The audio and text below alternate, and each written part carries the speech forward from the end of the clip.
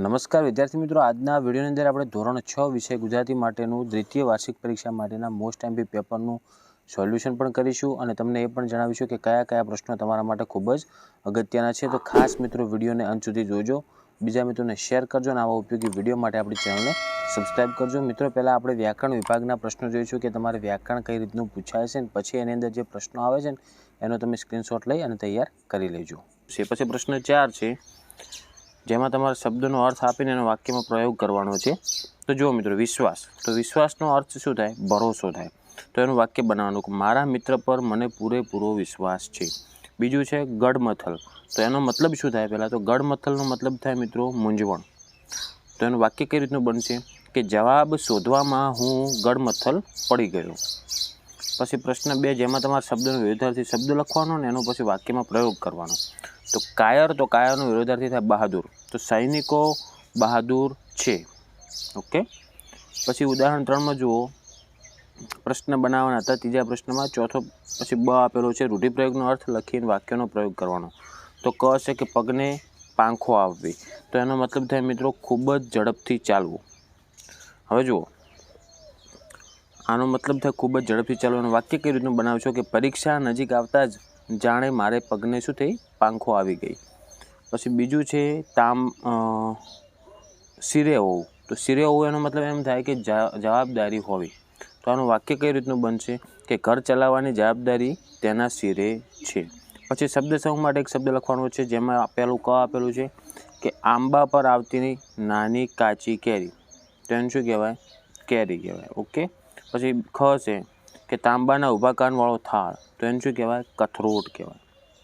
પછી સાચે જોડણીવાળો પ્રશ્ન હતો। પછી પ્રશ્ન 5, જેમાં તમારે કાળમાં પરિવર્તન કરવાનું હતું, જેમાં જુઓ પહેલું આપેલ છે કશિશ એના ભાઈને ટપાલ મોકલશે, આ ભવિષ્યકાળ છે ને એનો વર્તમાન કાળ બનાવવાનું છે। તો હું ડાયરેક્ટ જવાબ કહી દઉં છું તમને। તો મિત્રો, એનો જવાબ થશે કશિશ એના ભાઈને ટપાલ મોકલે છે। બીજું છે જેને તમારે ભૂતકાળ બનાવવાનું છે, તો એનું વાક્ય કઈ રીતનું બનશે કે કોયલ આંબા ડાળે ટહુકી હતી।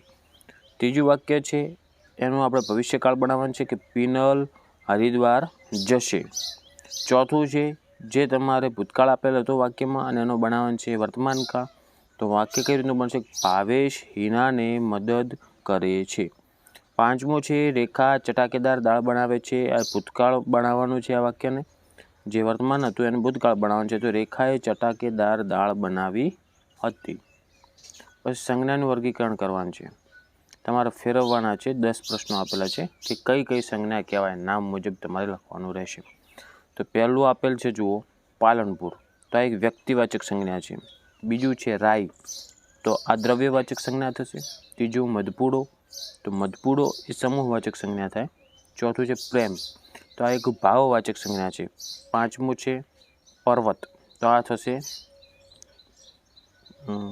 સમૂહવાચક સંજ્ઞા। પછી ટોળું, તો એ પણ થશે સમૂહવાચક સંજ્ઞા। પછી છે શિક્ષક, તો આ થશે એક જાતિવાચક સંજ્ઞા।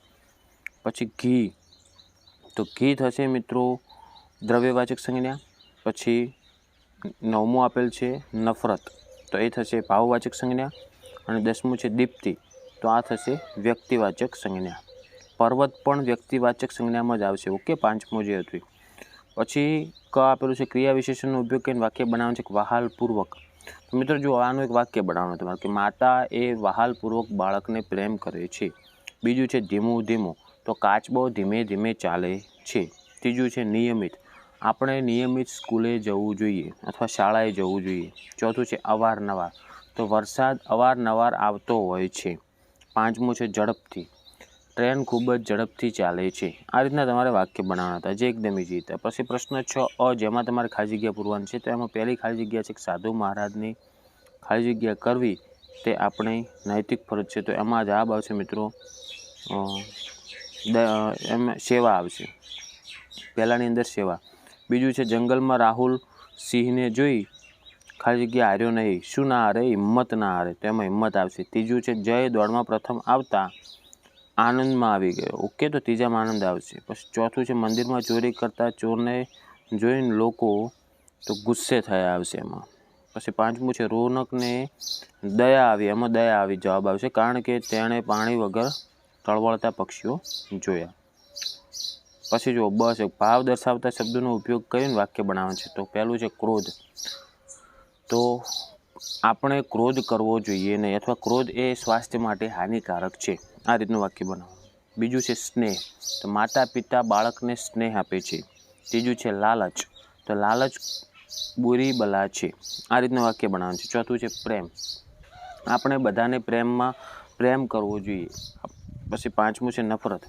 તો કોઈનાથી નફરત રાખવી જોઈએ નહીં. ઓકે, આ રીતનું તમારે વાક્ય બનાવવાના હતા. પછી પાત્રનો પરિચય આપવાનો છે. અભિમન્યુનું પાત્ર લેખન, ધોળાનું પાત્ર લેખન, પછી ચિત્ર આપેલ છે એનું વર્ણન કરવાનું છે. પછી પ્રશ્ન 8 છે જે નિબંધ છે એમાં તમારે કીધેલું છે કે કોઈ પણ એક વિષય ઉપર લખવાનું છે, જેમાં 3 નિબંધ આપેલ છે: રાષ્ટ્રીય તહેવાર, ઉનાળાનો બપોર અને તમે કરેલ કોઈ પ્રવાસનું વર્ણન.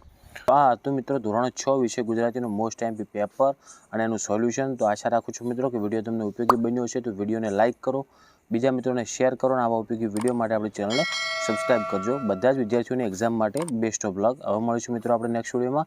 Thank you so much for watching my videos. Thank you so much.